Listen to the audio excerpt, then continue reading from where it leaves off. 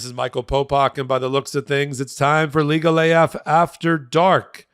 The Trump trial is turning into a presentation of masterful evidence by the prosecutor, the Manhattan DA.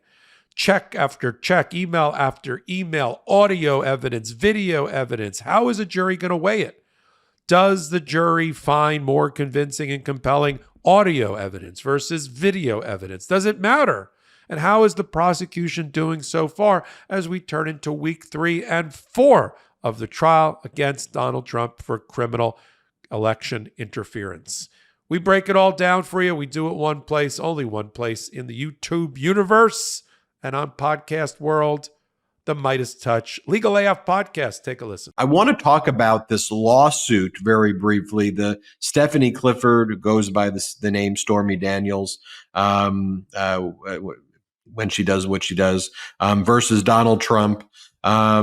Here's a court order that court can take judicial notice of. These were stipulations that were made by Trump in this civil lawsuit that I think are going to be pretty damaging to Donald Trump. As the court says, plaintiff has also submitted defendant, referring to Trump, and Essential Consulting, that's when Trump and Cohen were working together, a joint opposition that they filed back on June 1, 2018 in the district court, in which defendant, Trump, and Cohen admit and confirm that defendant reimbursed EC, which was Cohen's shell company, $130,000 payment to plaintiff pursuant to the terms of the agreement. Thus, in their June 1st, 2018 opposition brief in this action, EC, Essential Consulting, which is Cohen, and defendant Trump admitted that defendant reimbursed Cohen $130,000 to plaintiff, which was paid in consideration for plaintiff's promises not to disclose information pertaining to David Dennison. And why they were stipulating to that in 2018 is they wanted to try to keep Stormy Daniels, you might be saying, like, why would they even stipulate to this? They wanted to keep her subject to the confidentiality and non-disclosure order, right? So they wanted it to apply to David Dennison. At that point, they wanted Trump to be David Dennison so that Stormy Daniels would be bound by the agreement and that she could be sued for going public with it. So you have documents like that the jury's going to see. They have not seen that one yet. They have not seen the checks yet, but here's a check that's signed by Donald Trump, being Donald Trump paying Michael Cohen right there. That's Donald Trump's signature. There are 11 total checks. I think 8 of them or so have Donald Trump's signature on them. The other ones have other people at the Trump organization. So the jury's going to actually then see that Trump paid Cohen after all of this. And my point earlier, well, if you claim that Cohen was rogue, why would you then pay him that? What the jury has seen, though, already through a C-SPAN archivist who had to fly in and testify because Trump wouldn't stipulate, was Donald Trump praising Michael Cohen after Trump was elected, after Cohen made the payments to Stormy Daniels, after Donald Trump is on an audio recording acknowledging to Michael Cohen that he's aware of Cohen setting up all of these shell companies and accounts. This is what Donald Trump had to say about Cohen in real time after Trump was aware that Cohen was making the payments to Stormy Daniels. Here, play this clip. And by the way, we just found out I was coming down. Michael Cohen. Michael Cohen is a very talented lawyer. He's a good lawyer in my firm. Let's just play that even one more time just so you can hear it. This is what Trump has to say about Michael Cohen after he's aware that Cohen made those. I missed the rogue comment. Let's hear it again. And by the way, we just found out I was coming down. Michael Cohen. Michael Cohen is a very talented lawyer. He's a good lawyer in my firm. That was what he was saying in real time.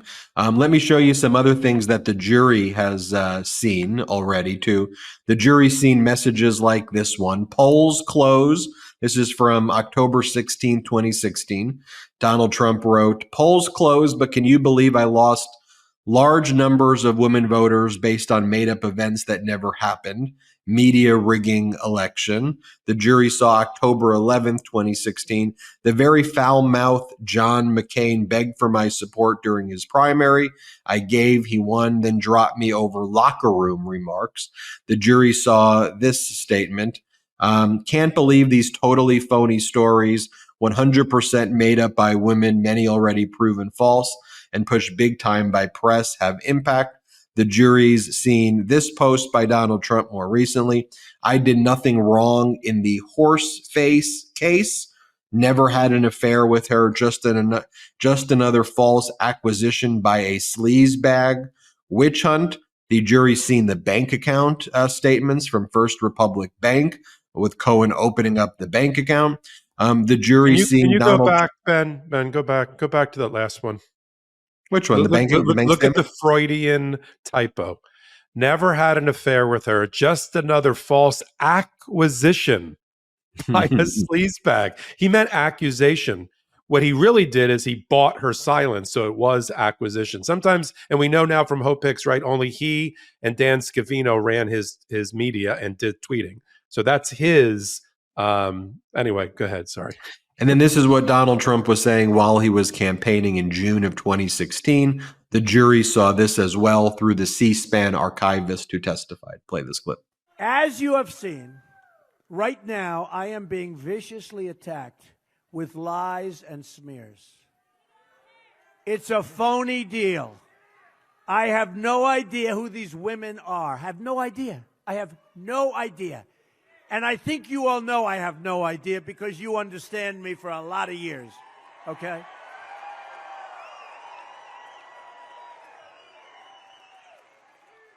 When you looked at that horrible woman last night, you said, I don't think so. I don't think so. Whoever she is, wherever she comes from, the stories are total fiction.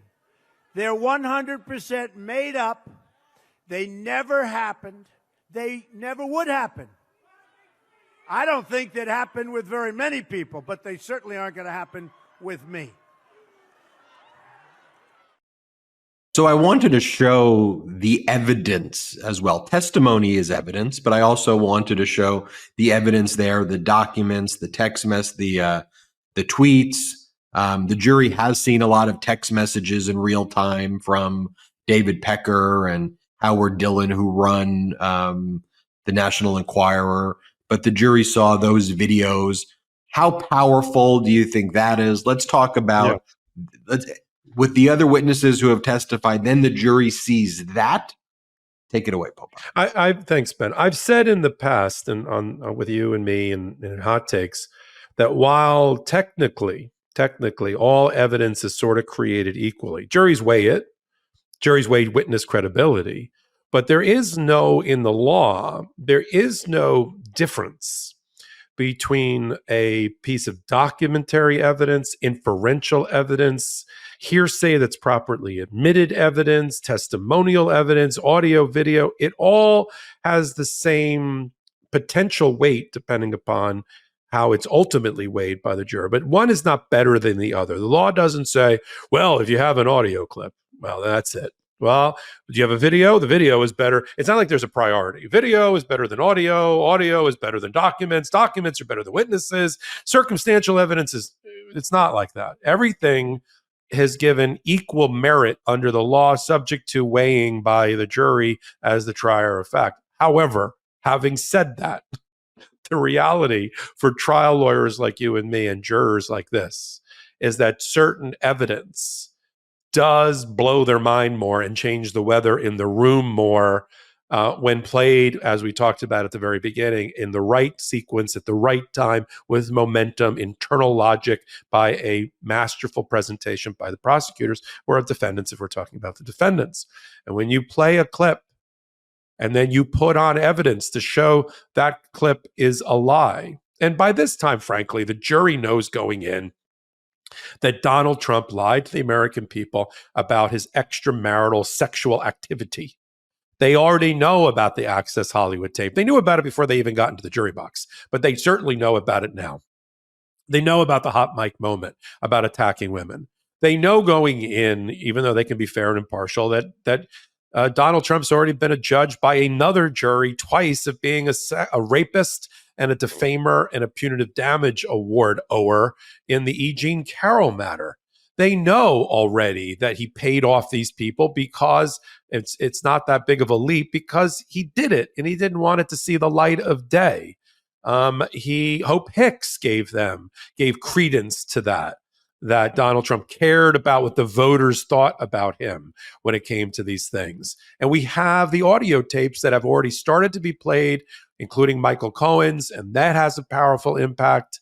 When you hear the participants in the conspiracy talking about the establishment of a phony shell company, that the payments have to be made, with Donald Trump participating in the call and directing the call, that have to be made not in cash, but in a way that there's a paper trail, and talking about how much are we paying this time and where is it coming from. Donald Trump following up with David Pecker, the publisher of the National Enquirer, about how's our girl Karen McDougal, who he paid off. Oh, she's being quiet. What do we do about Karen? After Karen, and Hope Hicks testified about this, after Karen McDougal, decided to go on Anderson Cooper, and we should pay her more money. How do we get her to stop talking? And the conversations that she had in damage control, Hope Hicks around that. They've heard all of this. But I'm telling you, when they dim the lights like we used to do, and they roll the tape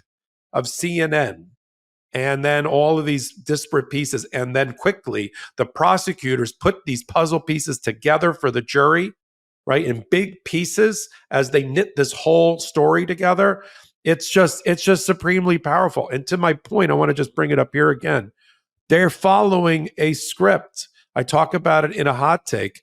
But in particular, a year ago, the prosecutors, as they're required to do, filed a statement of facts along with the indictment.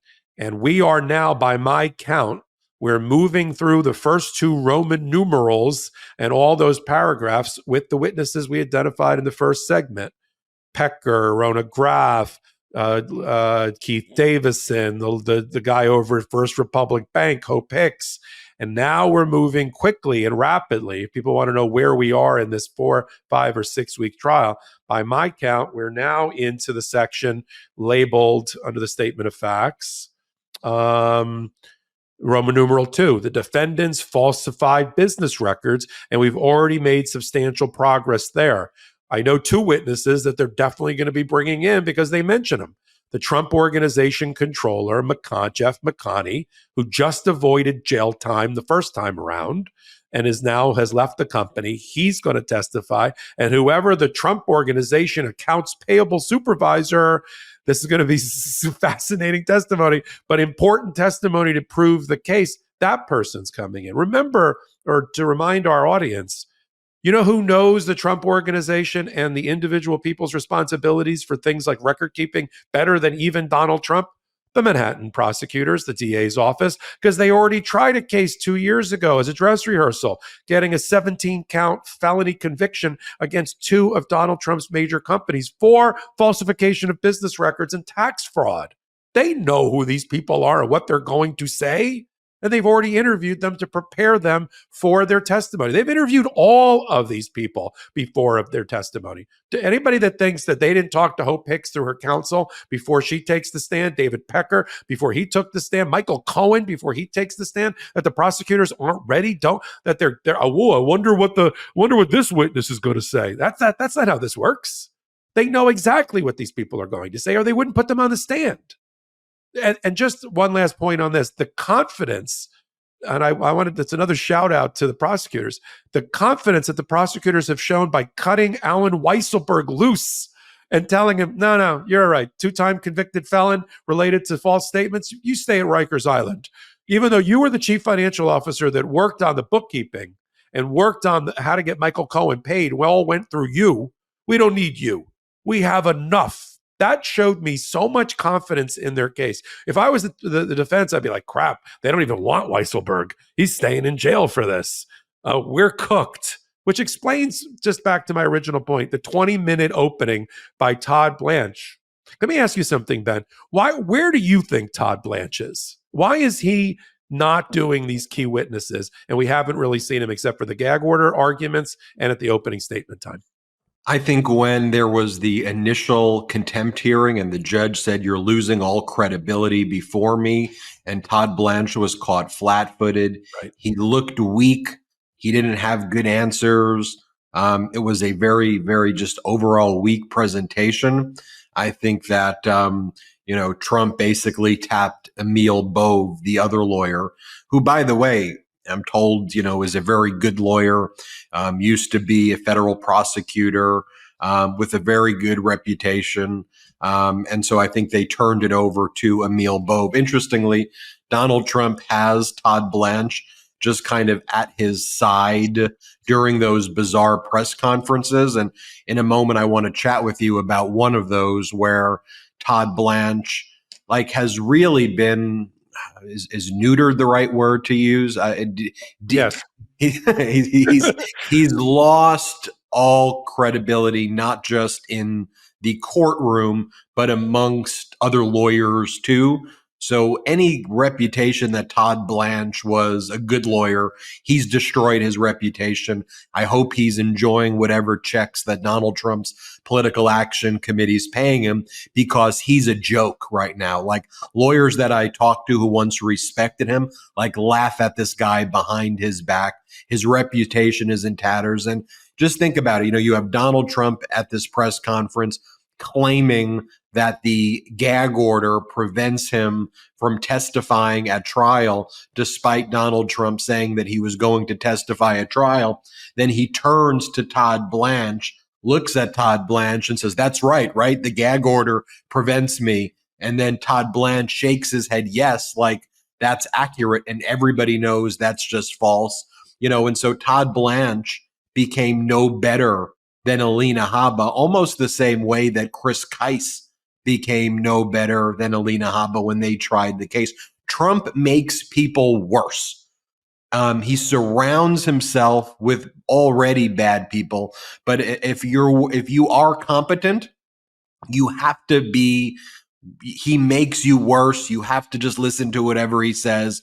You can't have any modicum of independence. But that's what I think happened. That's what I think happened there, Popok. I think you're totally right. I think you're totally right about that. I mean, we said early on, that's the good thing about Legal AF. We the continuity of our follow through. And you and I can talk about things we talked about 3 months, 6 months, 2 years ago, 3 years ago, with recall. We said with him and Chris Kise, there was a reason that their big American lawyer 200 law firms kicked them out, or they left those firms, set up their own shops by themselves as a captive law firm for one client.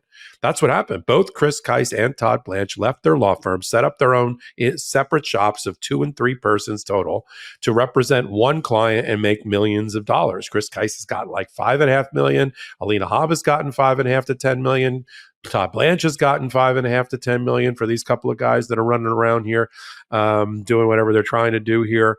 And the rumor is, in the reporting, that Blanche wants to be like Attorney General or White House counsel if, God forbid, there's the restoration of the Trump presidency. We have to do everything we can to make sure that doesn't happen politically and legally. But that's why he's sacrificing his professional reputation on the altar of Donald Trump's greed and lust for power. I always tell my law students at USC, I teach law school and I teach undergrad at USC Law at the Gould School. And I always tell them, I'm like, look, if you want to be very wealthy and make huge amounts of money, do not go into law for that reason. Go into law because you love the practice of law and you want to do right and you care about law and order, and then perhaps the money will come. I mean, all these shows like Suits and others that even, show lawyers being incredibly wealthy and having mega mansions. I mean, there's a very small portion of lawyers that kind of do that money at the highest of high levels, but that's actually not most lawyers. That's not to say that lawyers don't do well, but what you see here is how easily enticed someone like a Blanche is. And the point I want to make is doing it for money because Trump's political action committee is paying them more than they've ever seen in their life. And these are people who, in their careers, for whatever reason, Alina Habba feeling that her career, well, never having a real career to begin with and doing like parking garage law near Bedminster, someone like a Chris Keiss who just wants to be wildly wealthy, someone like a Todd Blanche, wants to be wildly wealthy, leaving their firms, which pay them good money, but not mega wealth, but sacrificing their reputation and their career for these $1 million checks that are paid for not by Donald Trump, but by Mr. and Mrs. Macedonia, people who are out there complaining about all of the things that Donald Trump tries to gin up about the economy, but are so willing to give Donald Trump their life savings so that a purported billionaire can go and pay Todd Blanche all of this money. Welcome back. If you like lawyers talking about things, the intersection of law and politics, that they know what they're talking about, then you're going to love Legal AF, the podcast. Join us on Wednesdays and Saturdays right here, same place you're watching this right now, on the MeidasTouch YouTube channel. And if you join us on Wednesdays and Saturdays at 8 p.m. Eastern time, you'll find out why we call it Legal AF. I'm sure you could probably figure it out. Then you can pick it up, that same podcast, on audio podcast platforms, if that's the way you like to take in your podcasting, wherever you get your audio podcast from. We're there. So if you like what we're doing here, the way to support the show, if you already know about Legal AF, we thank you for being part of our audience. It really means a lot to us and is important. But take that clip. You can be part of our ad hoc marketing department. We need one. Send it off to friends and family, people in your life, and say, maybe you'll like Legal AF. Listen to this 10-minute clip. Make this investment. Maybe they'll join our audience. If you don't know what I'm talking about, but you found lawyers talking about things at the intersection of law and politics where they know what they're talking about to be interesting, then join us. And I invite you to join our audience every Wednesday and Saturday, 8 p.m. Eastern time, right here on the MeidasTouch YouTube channel. So until my next hot take, until my next Legal AF, this is Michael Popok reporting. Heary, heary, Legal AF Law Breakdown is now in session. Go beyond the headlines and get a deep dive into the important legal concepts you need to know, and we discuss every day on Legal AF. Exclusive content you won't find anywhere else, all for the price of a couple of cups of coffee. Join us at patreon.com/legalaf. That's patreon.com/legalaf.